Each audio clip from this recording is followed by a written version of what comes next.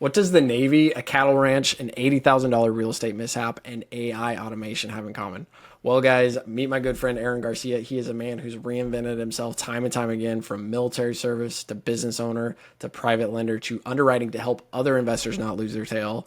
He's awesome, dude. I love this guy. He's like one of my favorite people. In this episode, we dive deep into his journey, some brutal lessons along the way, because that is real estate, my friends. And we also talk about how he's helping overlooked entrepreneurs scale or exit their businesses. You are not going to want to miss this one. Let's jump in. Okay, Aaron. So, how did your time in the Navy shape your approach to owning every outcome? In the Navy or the military in general, ownership is not optional. It is your responsibility to take care of your gear, your people, all the things needed to complete the mission. That's awesome. Yeah, no, it's definitely like a form of extreme ownership, I would say. Yeah, Jocko for Yeah, the win. Jocko for Let's the go. win. I love that. Yeah, because so you were, to kind of put some context to that question. So obviously, so your wife was in the Navy as well, correct? Yeah. Yes, that may or may not have been how we met. That may or may not have been how you met.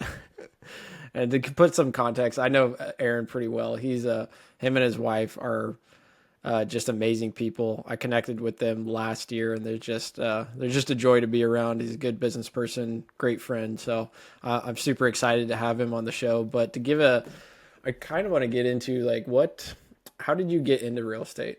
Like, what kind of work us through that? Because I mean, changing from Navy. I mean, I've met some other individuals where they changed from the military into real estate, and it seems to be every single one of those that I've met, they're usually pretty successful in real estate. I think a lot of it has to do with the discipline. If you're disciplined enough to be in the Navy, I'd say you're pretty good to really push through some of the hard times in real estate. But kind of walk it back and give us a little idea of like where you were coming from, how you got into real estate, and kind of what your backstory is. Backstory. Let's see. We'll save the young stuff for the therapist. There's a lot of chapters to this book here. And so there were several chapters between the Navy and me getting into real estate, decades worth of stuff. So after getting out of the Navy, when the dream that I had going into the Navy and what I'm going to do when I get out, my big thing at the time was I wanted to own my own car stereo shop. So went through all that, had a car stereo shop for about 15 years. So immediately after the Navy, I started my own business. I had the car stereo shop. Then we decided to relocate. We moved, started another business with cattle. So had a cattle business for almost 2 decades. Have probably been in real estate now for 5, 6 years. 5, 6 years. And when you first got into it, so obviously you went into the car stereo shop. You're just owning your own business there. Then you're kind of going into a more of a rancher style business. Then how did you get the introduction to real estate? I'm kind of curious on like what was the pivotal moment, or what kind of drew you into that? We're here. We're in Oregon. We have the cattle operation going, but that's not something that requires 40 hours a week. So I take on some other jobs and I get into construction and I'm in IT for a little while. And like I said, there's a lot of chapters here, right? But at one point I was working and I go, there's got to be, there's more to this. And so, unlike most people, it wasn't Rich Dad Poor Dad. Instead, the book that did it for me was The Richest Man in Babylon. There you go. It's a good one. And I got the original version, which was really hard to read, but it was great. And immediately after reading that, I gotta admit I haven't applied as much as I should. But immediately after reading that one, I took action, changed my allotments. Like the next day, I changed my allotments at the place I was working. And so 10% of my stuff went into a separate account. And once I had built up enough of that, I started investing in stocks in the stock market and basically learning that a little bit here and there. Knowing real estate was endgame. I had also, probably my second book was Rich Dad Poor Dad. But for me, it was less about the real estate and more about what are assets and what are liabilities. It is more of what I got out of that book than you should go buy real estate. Yeah. So yeah, it was probably a year or so later. Karen and I were talking and we had, watched Shark Tank and all the wonderful things. And so there was this event happening locally where Damon John was coming and he was going to speak at this event. And so Karen's like, hey, do you want to go? And I was like, let's do it. It wasn't Damon John that showed up. It was Damon John's team. And we sat through like this hour of e-commerce stuff that had zero interest in. Then this other guy came on, and I'm not going to name this other guy, but this other guy came on and talked the next hour spent talking on real estate. And Karen and I were both like super interested. We're like, yeah, we're vibing with this. So we went back to the table, signed up, all the things. Fast forward many weeks and like 80K later, Did you? the Excuse me. Did FTC you shut say that program 80K down. later? When you're going through this, I'm thinking of Not all lessons are no, inexpensive. 100%. They are not. I've had some lessons that are pretty. You're paying a college education, is just learning in different forms.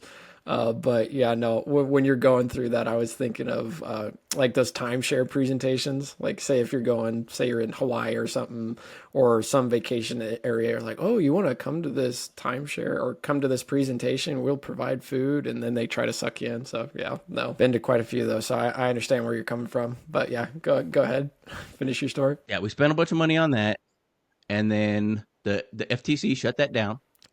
So we knew it wasn't just us. The program had some issues itself, Yeah, clearly. clearly.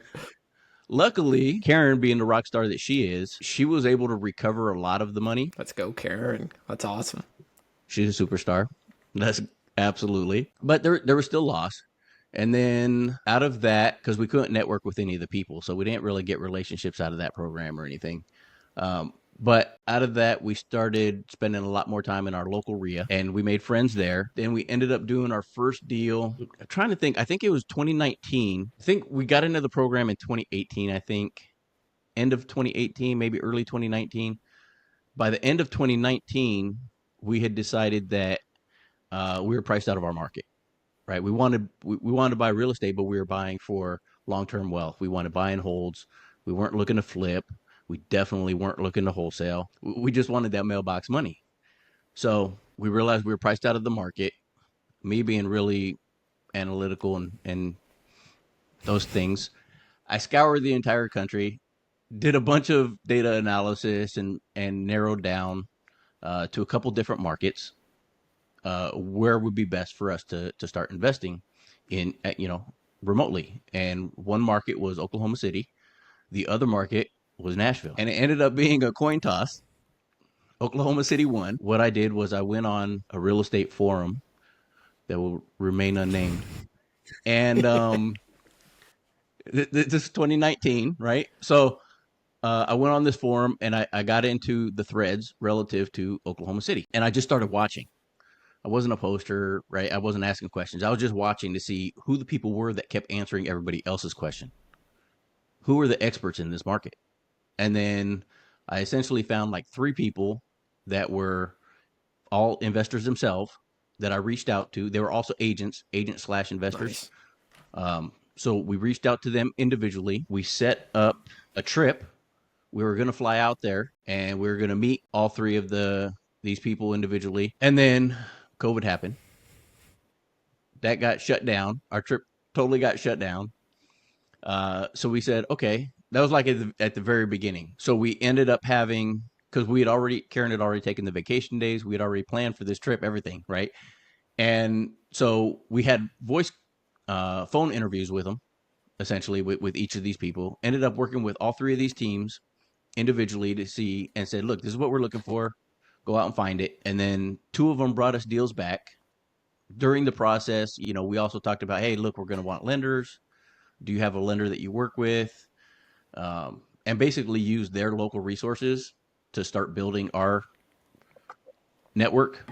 One of the caveats that we focused on in the beginning there was everybody we worked with, whether they were a contractor, a lender, or agent, whatever, that they were also investors, because we wanted to decrease the learning curve or the education curve that we were going to have to educate. Smart. It was very helpful. Like I said, 2 of them ended up bringing us deals. One of them we actually liked. We bought it. We bought it traditionally, turned it into a long-term rental. We used the property manager. So we used, all the resources that they put us in touch with. Also with local RIA people, we started doing some private money lending. We were partners on a couple of flips, one local, one remote in Arkansas. I think that one was in Arkansas. And both of those flips happened to be going at the same time. So it was very interesting with 2 different partners. It was very interesting to see the differences from an educational standpoint. One, with how both of them were ran, as well as the differences between doing it local and doing it remote. Yeah, you get a lot of So there was a lot of education there. variation from investor to investor. I'm sure maybe I'm assuming you had one that ran it really well and the other one was like completely lacking in communication and delays after delays. I'm assuming that's maybe how it went down. For the most part, yeah. The one that there weren't, we had communication with both of them the whole time, so that was great. There was one that ran it really well. They knew exactly what they were doing, rinse and repeat. The other one, they had experience, which is why we partnered with them. We thought it was going to be more cookie cutter for them. That was part of the reason that we wanted to do it, so that we could develop our own, essentially our own template of this is the first steps. These are the products. These are the colors. This is the kind of thing, so that we could then just take our own template and put it on our own flips and get the systems right. We're after the systems and the processes, and one of them definitely didn't have any. It seemed like it was let's figure everything out how as it goes, and there were definitely delays. Pretty much paying for And their we didn't know what we didn't paying know. I for mean, I their think on that education deal, at that point. something we were paying for somebody's education, but it was really weird. I mean, looking back, because we didn't know what we didn't know at the time, right? Looking back, I mean, we probably never get in a fourth or fifth position. I can't remember what that was, but it was a ridiculous Oh, position you did that and to it be was in. that far down? Yeah, yeah. Ouch. Yeah. Now I mean it was all explained, and so we understood why and this and that, right? But it was one where it was like a partial novation Oh, kind of thing. It was weird. It was really weird. But yeah, there's a lot to learn from that one. Luckily, and I swear this is the only reason it happened. Luckily, we got our money back because the market like crazy appreciated. I think realistically, if the market hadn't appreciated the way it probably would did, have lost it. then it would have been a totally different. It would have been a totally different situation. Yeah, Jeez. or just a partial. That's Yeah. that's terrifying. So what was the turnaround time on that one? Did it take like 6 months, 8 months, over a year? I know these Oh, it took longer than took 6. longer than 6 months. Yeah, no, I had to think about it. I mean, this was like five years ago now. So yeah, that was like 5 years ago.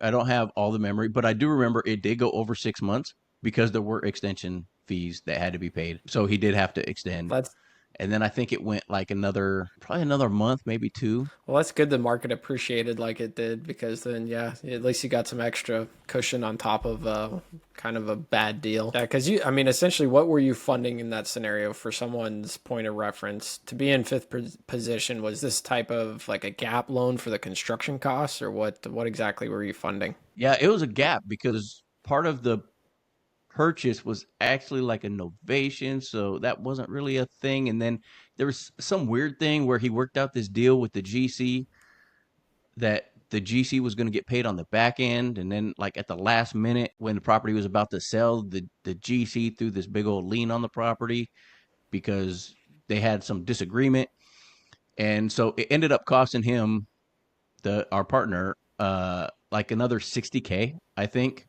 Ouch.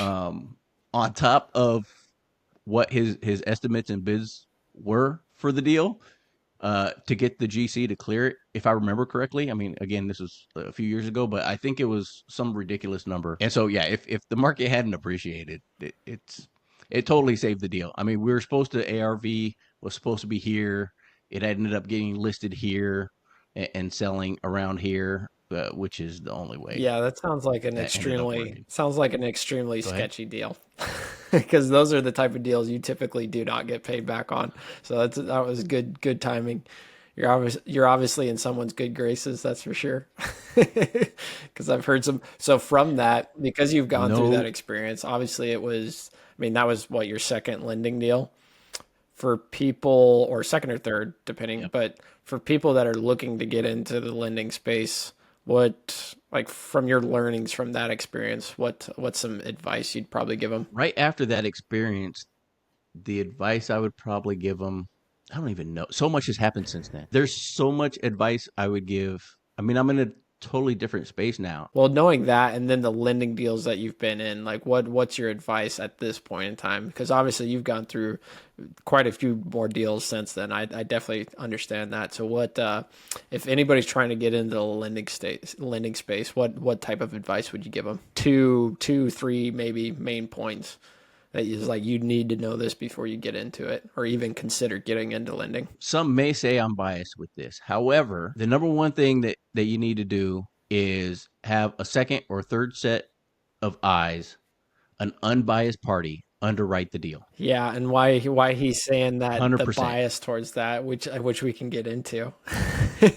So kind of give you just a backstory, because you went from investing in the property, then you switched into you were investing in Oklahoma, then you went to some private money lending, and then I'm assuming you went through private money lending for a period of time, and then what was next after that? Yeah. So next after that was we're looking for other deals, still using some of the agent investors that in Oklahoma. We were looking for other properties because we wanted more.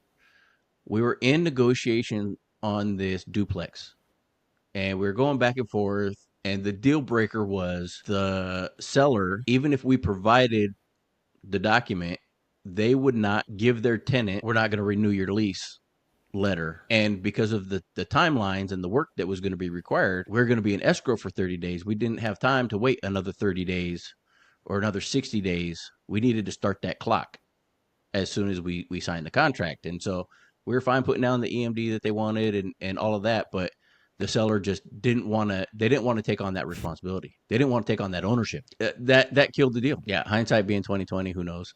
But that's what ended up killing that deal. And what came out of that is we ended at shortly after that, we ended up going out to dinner with another couple that we had done some previous deals with in our local RIA. And we were talking to them, and they're like, "Oh, you need to check out this other guy," because we started talking about, using our own money, because the first one was conventional. So they're like, "Oh, you need to look at creative financing and this and that. And you need to check out this other guy." And I'm like, "Okay, who's this other guy?" And they're like, "Ron LeGrand." Oh, geez. And I was like, "Okay, Oh, gee. I'll check him out." So I was watching some of his YouTubes, and it took a little while to get used to him. He's a little, he's his own. He's his own flavor. So I showed, one or two of them to Karen. I was like, "Hey, check this guy out," and what he's saying. And she wasn't vibing with him at all. And we ended up having another meet with that same couple. And I was like, "Hey, I checked out that guy, and he's a little rough around the edges." And so they rattled off like 5 or 6 other people.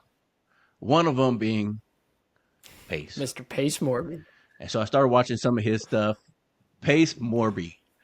The Pace Morby. So started watching some of his stuff. Immediately vibed with him. Karen vibed with him as well. It was very shortly after that. And we're now in the beginning of 2021, April of 2021. We joined Sub 2 and part of the community. Geez, at that point, you were like both of us being you were pretty military. much one of the OGs in Sub 2 then.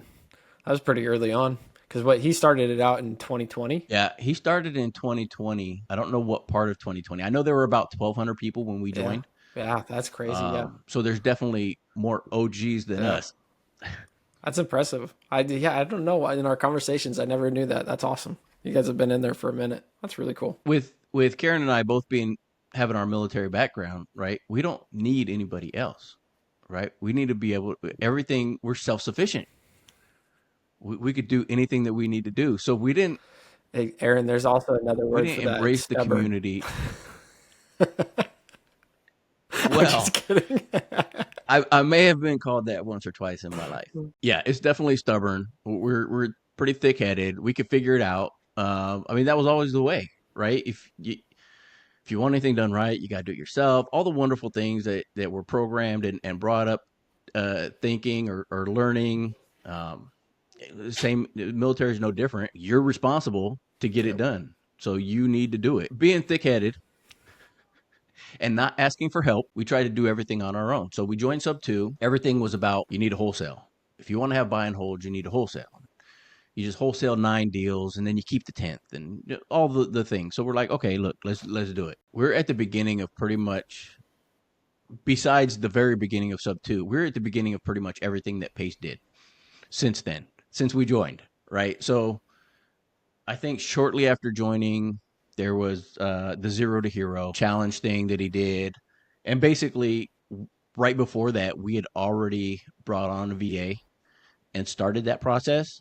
But that helped really clarify some of the stuff around building a team of VAs and doing the marketing and the wholesaling. So built the team, did the wholesaling. We were direct to seller. After many months, we switched to direct to agent, and we did a couple of deals. I mean, we did a few deals. There was no consistency in deal flow. Well, And from your direct to there's consistency in from leads. your direct to seller, like what lead source were you trying to go after? Like pre foreclosures or like on market listings, probate? What was your primary lead source you were going after? All of All of them, them? man.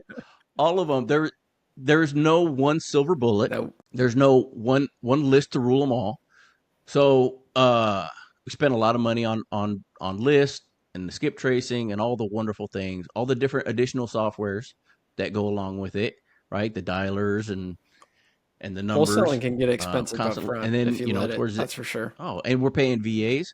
So all we're doing is bleeding money every month. But that's okay because we know gold's just on the other side, right? So we just keep mining. Yeah, I mean, there's a little bit of deal flow. I didn't like to be on the phone making the calls. I can't blame you there. Um, but I did lock up our first wholesale deal. It was pre foreclosure, and it was a nightmare. I remember I had flashbacks of that just the other day because somebody brought something up, and I had to relive that story. It was so bad. It was so bad. There were many lessons that came out of that first wholesale deal. Like what?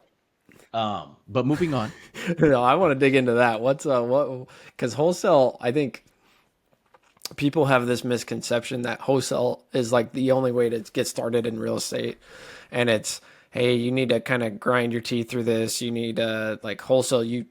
Most wholesale operations is what I'm saying. They're typically one big marketing machine, and the top wholesalers, they're just focused on wholesaling. They could care less about buying assets. They're just trying to make that next paycheck or increase their lead flow. They're not, yes, they maybe purchase real estate from time to time, but it's really just to reduce their taxable income. They're not in the game to buy real estate. They're in the game to flip paper.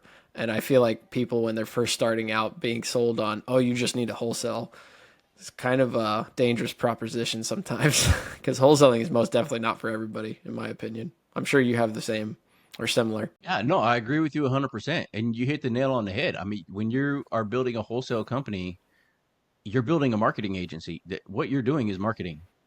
And it's a full-time job.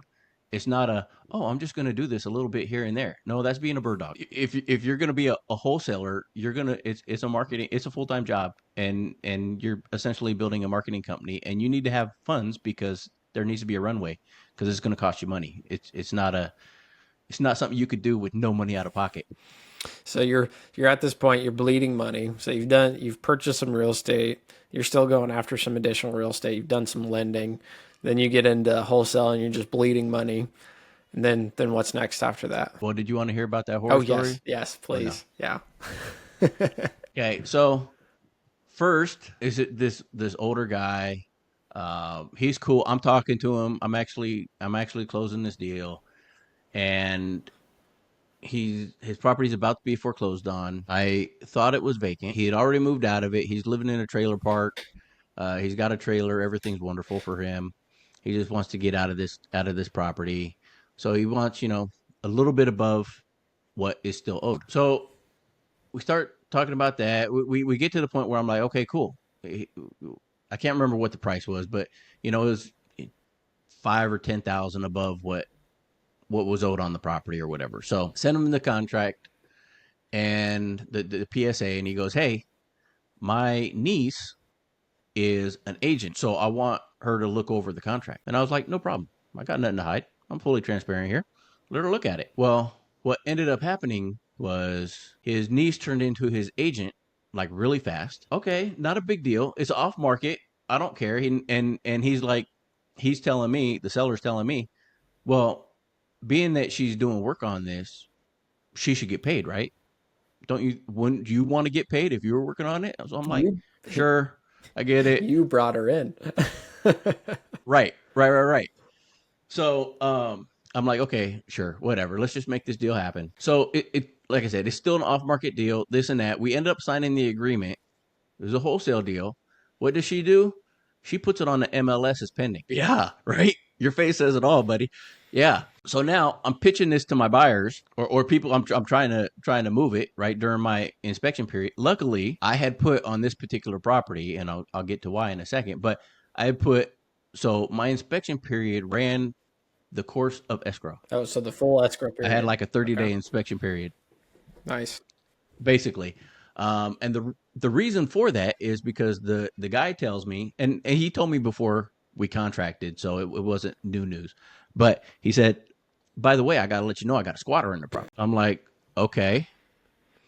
He's like, yeah, there's a squatter, blah, blah, blah. So, okay. So I drive by the property, and there's a ton of vehicles all over the place. Um, I'm like, all right. So I talked to him again. I talked to one of the OGs in the local RIA about how you get squatters out, and he tells me how they used to do it, and that's not an option in the current market that we were in. So, I could take some guesses, but we'll leave it at that. I go, okay. So I'm talking to the guy again on another call. I can't remember how many calls we had, but I'm talking to him on another call, and he goes, well, the squatter's my son. You got him. And I'm like, Man, they've got the whole family involved on this one. You okay, so got the what's going niece on as the here? agent that came in, the squatter on why he can't sell. Oh, yeah. Jeez. Yeah. Well, apparently the squatter's son is estranged. They haven't talked in years, and he's got addiction issues and all the wonderful things, which is why he's squatting in his pop's vacated place. And so I go, okay. We talk about it. The seller goes, I'll go talk to him and I'll get him out. So he goes, okay, he'll leave. I said, all right, well, look, there's a ton of vehicles, and I either need all the vehicles, at a minimum, all the vehicles cleared out of there, or I need titles for all those vehicles so that I could dispose of them, because I can't dispose of them without a title, but legally, right? So, Legally, in quotation marks. no, you know what I'm saying. Yeah. Oh, that's awesome. So, This is why I like Aaron, guys.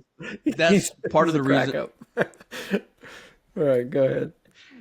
That's part of the reason why we made the inspection period as long as we did, because that'll give him plenty of time for the son to start getting everything out, for him to move out, for him to take care of the vehicles, because of course they don't have titles for all the vehicles, and there's in the driveway there's an RV and all the things, right? All the things that you get from a Sounds squatter like you were house. buying a junkyard there, my friend. So that's what it looked like, and secretly I've always wanted a junkyard.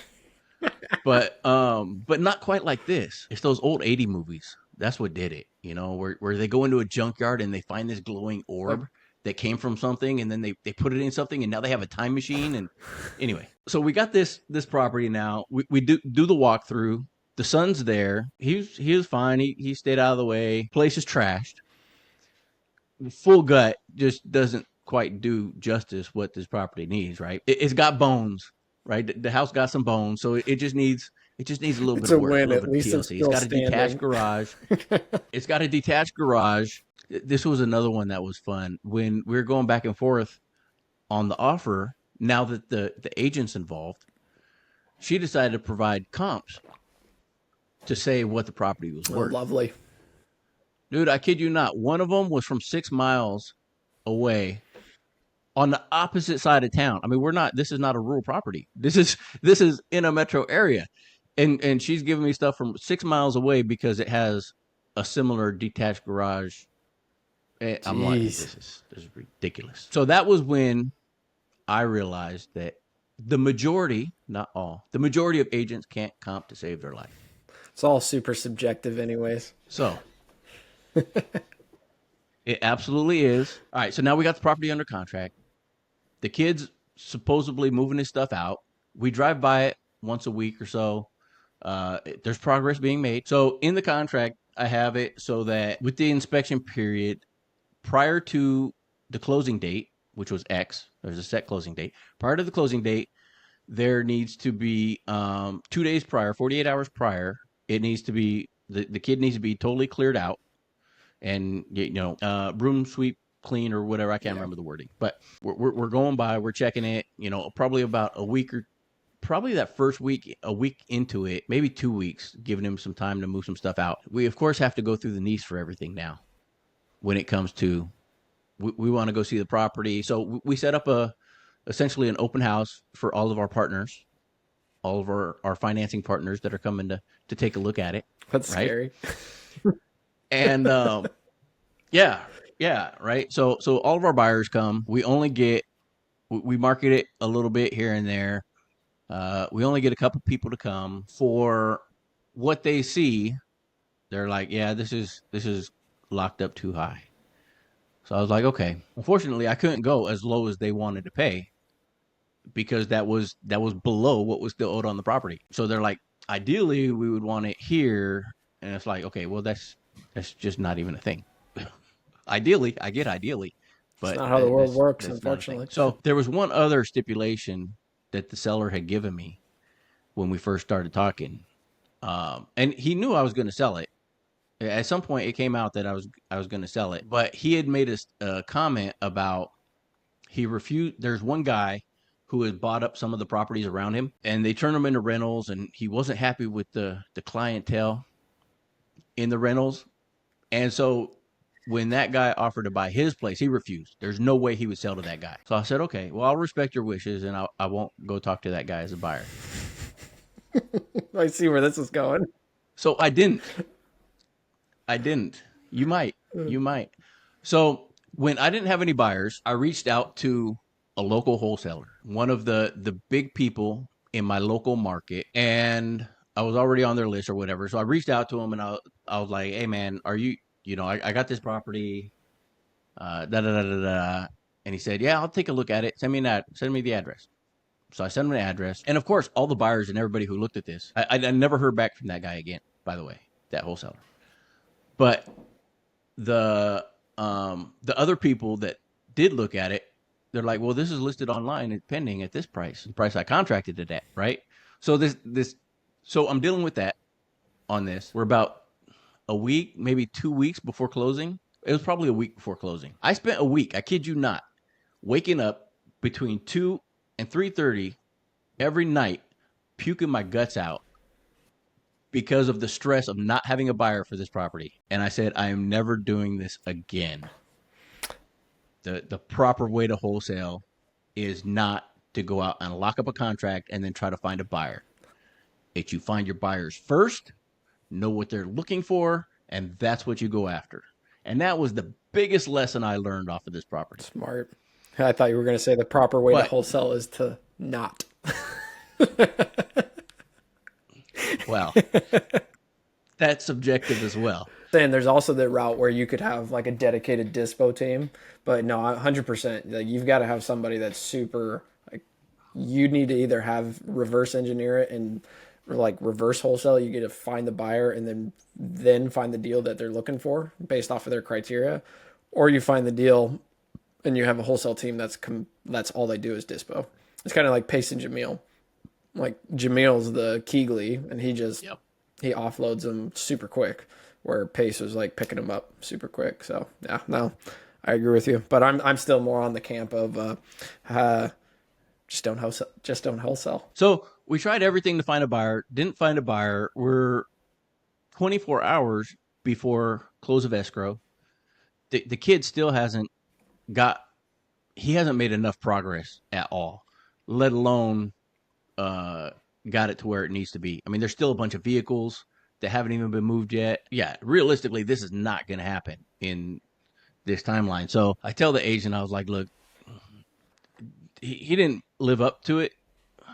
And, our finance partner that was going to partner on it isn't. So between all the things, we're going to need to cancel the contract. But at the end of the day, we didn't have a buyer. Yeah. Contract's canceled. I keep talking to the guy because I'm trying to help out this old guy. And I'm like, hey, man, there's too much still owed on it for what the condition it's currently in. Have you thought about doing a short sale or something else? Is there something else that we could do to get this done? And no, don't want to do that. So I, of course, watch it. And I see that wholesaler I called, not only did he lock it up for the same price I had, presumably for the same price I had. I know the price we were selling it at is the same price that guy he didn't want to buy it bought it at. So several lessons. Don't co-wholesale with anybody without a agreement in place. Don't give them the address without an agreement in place. So many, Cutthroat. so And many. then it ends So up in the anyway, result that the seller didn't want. But man, the seller definitely, I mean, there's a lot yeah, of areas where that really went wrong in that deal because the seller, I mean, that's his estranged son in there. He has his bringing the niece into the deal, so it cuts into the profits even more. Then he tells you not to sell it to this specific person, but then at the end of the day, it ends up going that route anyways. Like talk about a workaround. I understand, and I think there's many people that would can relate to that stress. Though it's a little intense what the body does when you get under that amount of stress. Like I've seen instances where like people break out in hives. I mean, shoot, I've had instances where I've been so stressed that I got like an ulcer, and like I've had some issues with that. So yeah, I can totally understand you there. That's tough. So you get through that deal. Were you in wholesale much longer after that, or was that like done? no, a whole lot longer. That was the Oh, geez, first. you're a glutton for punishment, oh So man. no, we just changed the strategy Yeah. a bit. One being the VA was still finding leads. At this point, we're probably a year or so into sub two, and we realized the errors of our ways. And probably about a year and a half in, we realized the errors of our ways, trying to do everything on our own. We'll go further with others. Of course, when we got in, there were so few people, there weren't any local meetups in our market. There's only a handful of other people in our market. So around this time, we start having local meetups. Our local regional leader at the time, Carolina Allen, she's awesome. She's one of my real estate besties. Um, she started putting together meetups, and so we started going to those, of course, and we started squadding up with people. And so local people, we started squadding up with local people on local deals. There's a couple of stories for Oklahoma deals as well, but not quite as significant as that. But we did some of that as well. We did some wholesaling. We have some people that we squatted up with, also in sub two that we were working with back then on those deals. Yeah, we probably did a little over half dozen probably wholesale deals. It just wasn't consistent Yeah. enough. It didn't make us happy either. It didn't make me happy. So I was like, I'm done with this. I've did it. I've got the scars. I've got the shirt. I'm done. Time to move on. And Yes, so sir. You were in the military. You get beat up. You're puking on your first one. You're like, I'm going to do this for another year. I'm just going to suffer through this. that's what you do. I mean, when you on a run in the sand and it's soft and you got to keep up. I mean, if you gotta puke, you puke while you run. You just try not to get it on you. So Try not to swallow it. All the puke. Oh, that's terrible, man. So from there, I mean, you went through the wholesaling and then was underwriting after that? Because I know you got your asset guardians, your underwriting business, correct? Was that shortly after? yeah, probably. I mean, we did a couple other deals that were more hold centric, lease option stuff back in 21. I think we had a lease option. So we had a couple of rentals bringing in income. I mean, those were always good. Those always cash flowed for the most part while we were doing this wholesale thing. But yeah, it was probably I stopped wholesaling. It was shortly after that Pace brought in Bo and created the underwriting course. I went through the underwriting course and I was like, yeah, this is my jam. And then I could be in spreadsheets all day. I don't have to talk to people. This is amazing. This is it. This is the life. The promised land I've been looking for. I found it. So after I got through that, I did the written test and passed all that, and then I did the live test and passed all that. Got my underwriting cert, and then people just started reaching out. People inside the community started reaching out, and so I was like, well, hey, look, there's clearly a need here. So out of that need, Asset Guardians was born, and It's so awesome.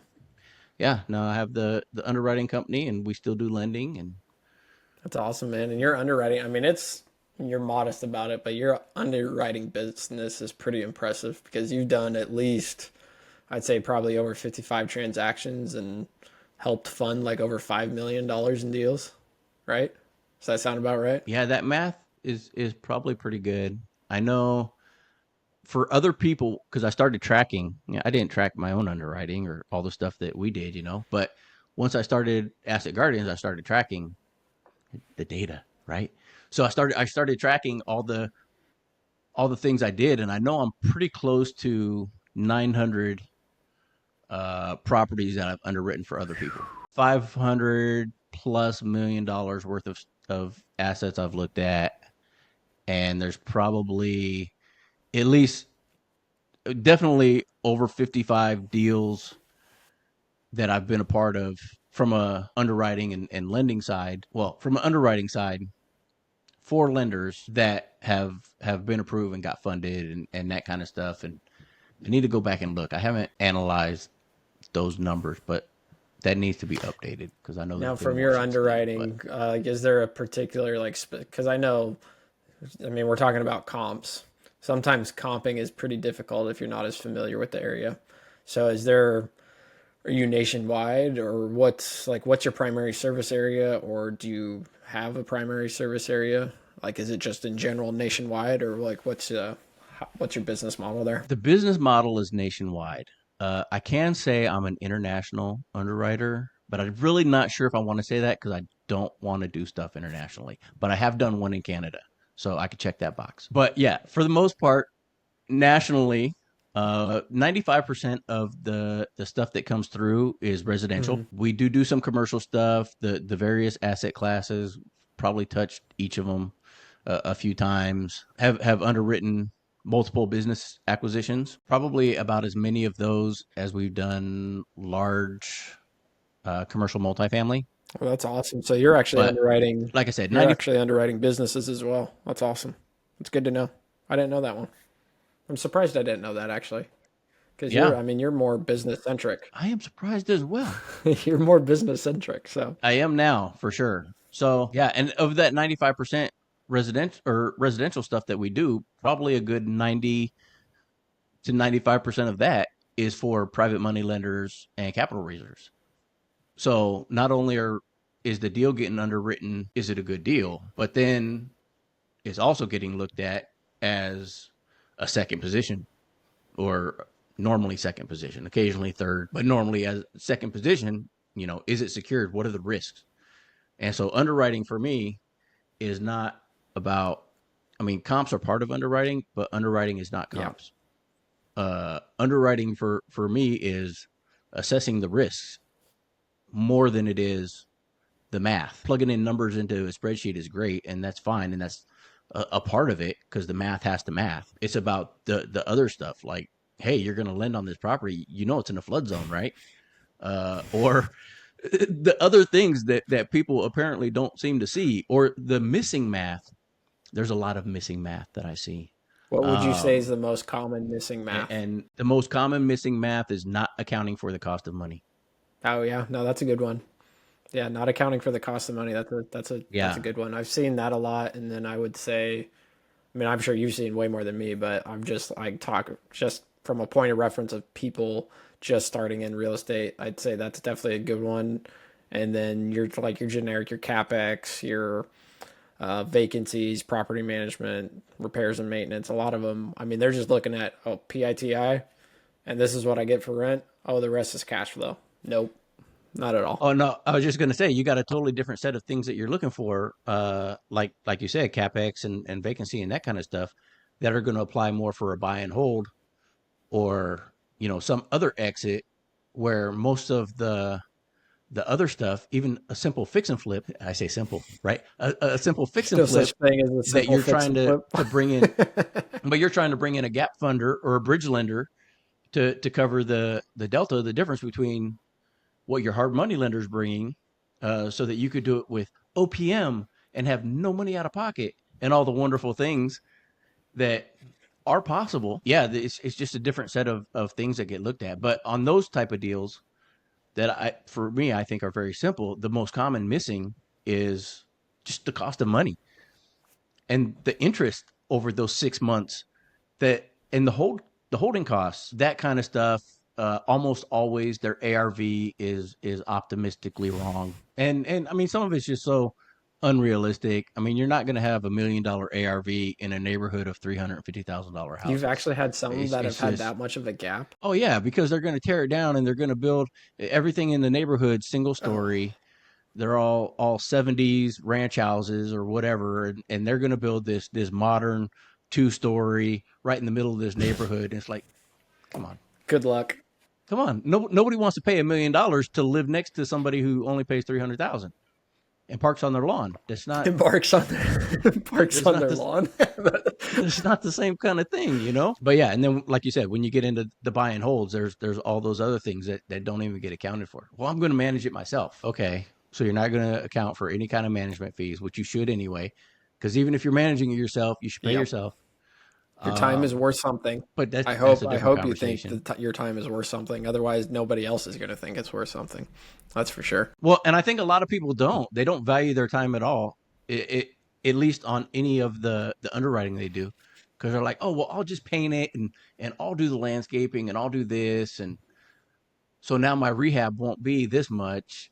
It'll be this much, and okay, you could be using your time to do something else and make you even more Yeah, money, but okay. 100%. So you've built. Yeah. So you went through the investing experience, and then you started up the underwriting. You've built a super successful underwriting company, and I know it's successful because I've heard your name multiple areas and many happy clients. I know like Tracy Koa, she's used you and she speaks like high praises of you. You're just like anyone that I talk to about Aaron, he is like when it comes to underwriting, he knows his stuff. So definitely highly recommend working with Aaron on that. That's awesome. But from you've built that up, and I know you're always kind of looking for what's next. What's that next step for you? I'm assuming you're gonna maintain the underwriting business, but what's on the horizon that you're trying to go for now? Man, the future's so bright. I gotta wear shades, man. Next horizon, my Mount Everest, my 5-year plan. With the underwriting, I'm going to keep that going, right? The mission for that has been to help new investors and private money lenders not get into bad deals through expert underwriting and risk analysis. That's Asset Guardians. That's what I'm going to keep that going, Good mission. and scale it and do what we can there. Moving forward, my Everest is to help 10,000 overlooked entrepreneurs get to their next level, whether that's through scaling, acquiring, or retiring, whatever it happens to be. Every business is different. Everybody's in a different place. So it's not as cookie cutter going out and buying 3 2s that are 1,200 square feet. So it's just going to depend on where they're at. If they're part of the baby boomers or the silver tsunami or whatever, where they're ready to retire, then I'm looking to buy businesses. And so there's certain businesses I'm looking to buy, and I have other friends also looking to buy businesses. So if it's something that doesn't necessarily fit my buy box, then I could bring them into it, and it'll fit their buy box. And ultimately, at the end, it's helping the seller or the business owner get out of it and allow their legacy to continue. Because depending on the business, I mean, I'm not necessarily looking at just running around and buying it so that I could turn around and sell it Yeah. again. With the businesses I had, I didn't know what I didn't know. I didn't exit right. There's a lot of things I didn't do right, and so extreme ownership, right? I got to own that because I I didn't think that, know. well, the thing is, I I didn't. honestly think that's a common thing, and I know this from my entrepreneurship journey. Jeez, but I know that from my experience that it's just, yeah, entrepreneurship's hard, man. Like I mean, I'm still going through it. There's still stuff from a day-to-day basis where it's like, holy cow, that was brutal. I mean, it's when you mentioned overlook entrepreneurs, I feel like that's a good portion of it. We're all just the vast majority of us, I'd say 90% are just trying to figure it out. You get to the point where you're doing it really well, and you keep continuously getting better if you're really focused and honed in on like in your niche. But yeah, no, it's entrepreneurship's not for the faint of heart, that's for sure. But I could tell. I think that's one benefit from your military background is definitely pushing through all that stuff. But I think that's awesome. That's an awesome vision to be helping out entrepreneurs like that and businesses, and especially help people get from like an exit standpoint point, because there's a lot of like you mentioned, the baby boomers, where they're not necessarily even thinking of an exit. They're just closing doors, and everything that they built up, all that hard work, all that blood, sweat, and tears, all those throwing up, puking because you're so stressed out. All for, I don't want to say all for nothing, but you essentially just closed the doors when you could have sold it and had a pretty good nest egg for your retirement. So I think that's awesome that you're doing that, man. That's really neat. Pieces are starting to fit in. So like one of the parts of getting them to their next level is being able to come in and you know, a lot of people need to systemize and that kind of thing, or bring in new technology. AI's everywhere, so being able to bring in a team to do that. And so I have some people in place, and I'm now a founder in an AI company that can also help. So yeah, things are falling into place, and it's looking good. That's So awesome, man. What's the focus of the AI company?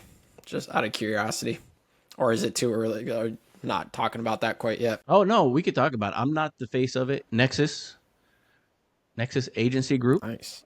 I believe is the name. Yeah, there's I mean it's already up and running and got the website and all that stuff. And so the focus, I was doing some automation building and that kind of stuff, but the focus for the company is more being a hub, AI tools and Mm-hmm. solutions for business owners, and more importantly, helping educate them and helping them transition into AI, Gotcha. as opposed to just, oh, here, go use this, when they have no idea because they've never used it.